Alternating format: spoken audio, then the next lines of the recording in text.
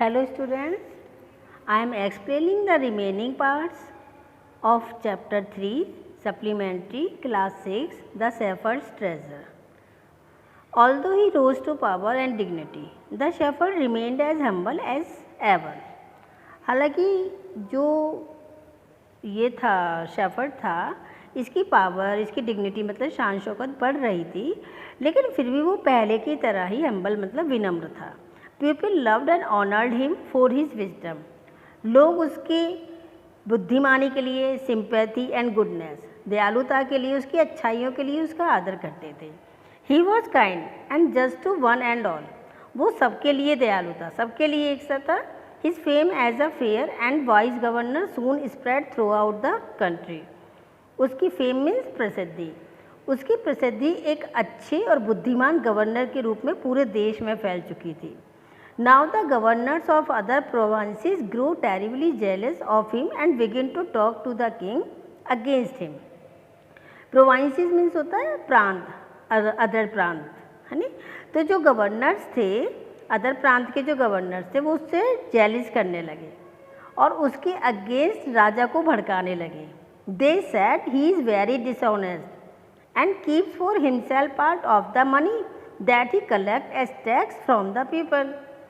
वो कहते थे राजा से कि ये जो है गवर्नर ये बेईमान है और ये क्या करता है, मनी का एक पार्ट अपने पास रखता है जो वो लोगों से टैक्स के रूप में कलेक्ट करता है. Why did he always carry with him they added an iron chest. वो ये भी ऐड करते थे साथ में जब बोलते थे कि ये जो गवर्नर है ये अपने साथ में आयरन चेस्ट क्यों रखता है हमेशा. आयरन चेस्ट कहते हैं एक लोहे का बॉक्स टाइप का, जिसे संदुकड़ी भी बोलते हैं, ठीक है. तो perhaps he carried in it the treasure that he had secretly collected. शायद ही उसमें वो कलेक्ट रखता है मनी जो कि वो सीक्रेटली कलेक्ट करता है. After all they said mockingly he was an ordinary shepherd and could behave no better. और वो इसका मजाक सा भी बनाते थे कि आखिर ये है तो एक साधारण शेफर्ड ही, ये एक अच्छा बिहेव कैसे कर सकता है. As first the king did not pay attention to these reports. अब राजा ने शुरू में तो उसकी बातों पर ध्यान नहीं दिया. But how long could he ignore these governors and their endless stories about the shepherd? लेकिन वो शेफर्ड के बारे में एंडलेस स्टोरी, इतनी सारी स्टोरी कहाँ तक इग्नोर करता जो गवर्नर्स उससे बताते थे. One thing was certain, the king discovered the new governor did carry an iron chest with him all the time. हाँ, एक बात तो ये निश्चित हो चुकी थी, राजा ने ये पता लगा लिया था कि वो गवर्नर हमेशा अपने साथ में एक लोहे का बॉक्स रखता था. So one day the new governor was summon to the palace. Summon means बुलाना. एक दिन राजा ने उस गवर्नर को महल में बुला लिया. पैलेस मीन्स महल.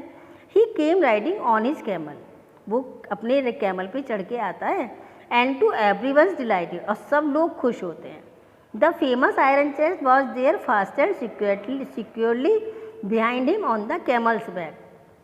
क्योंकि जो फेमस आयरन चेस्ट थी जो उसके साथ रहती थी वो अब भी कैमल की बैक पर थी, मतलब अब भी वो उसे लेकर आया था.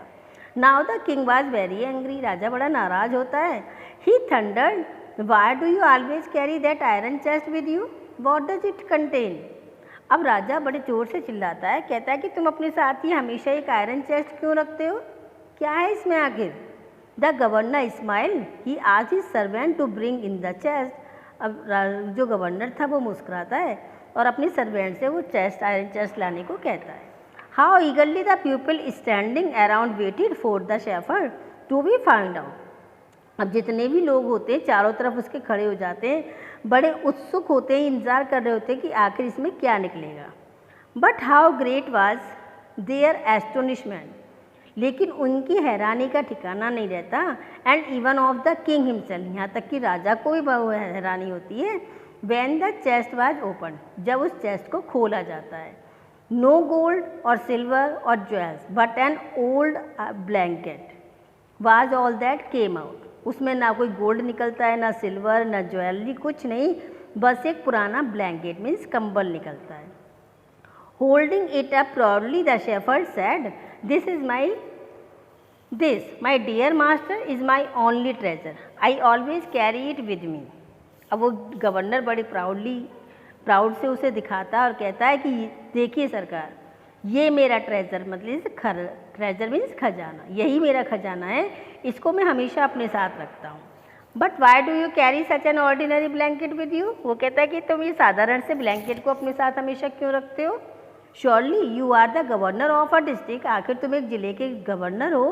द किंग आस्क्ड, किंग ने कहा, to which the shepherd replied with quite dignity, this blanket is my oldest friend, it will still protect me if at any time your majesty should wish to take away my new clothes.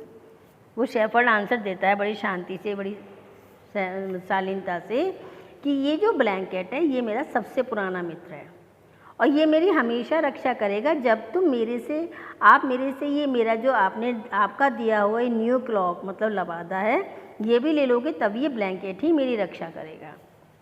How please the king was, राजा कितना खुश होता है, and how embarrassed the jealous governors became to hear the wise man's reply. और जो बाकी जो jealous governors होते हैं, जो उससे जेलसी करते हैं, वो भी बहुत शर्मिंदा होते हैं उस बुद्धिमान इंसान की रिप्लाई सुनकर। Now they knew that the shepherd was Indeed the humblest and the wisest man in the land.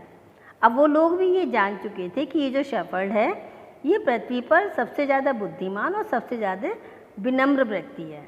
The king made him the governor of a much bigger district that very day, और उसी दिन राजा उसको एक बड़े district का governor बना देता है। ये ईरान की स्टोरी है।